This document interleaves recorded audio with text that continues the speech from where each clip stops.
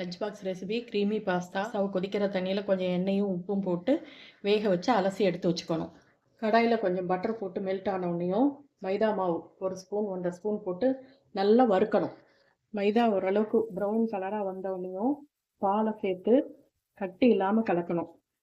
Italian seasoning, தேவையான அளவுக்கு chilli flakes, oregano, கொஞ்சமாக ரோஸ்மெரி, தேவையான அளவு உப்பு, கொஞ்சம் பெப்பர் எல்லாம் சேர்த்து நல்லா கொதிக்க விடணும்.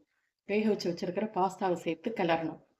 ஆலிவ் ஆயில் விட்டுட்டு ஆனியன், இருக்கிற கேப்சிகம், சினி, கேரட் எல்லாம் சேர்த்து பாதி அளவுக்கு வதக்கணும். ரொம்ப வதங்க. பாஸ்தா கூட வதக்கின வெஜிடபிள்ஸும் ஆனியனையும் சேர்த்து துருவின சீஸை மேலே தூவி விட்டு எடுத்தோம்னா பாஸ்தா வித் சால்டட் சுக்கினியோட லஞ்ச் பாக்ஸுக்கு ரெடி.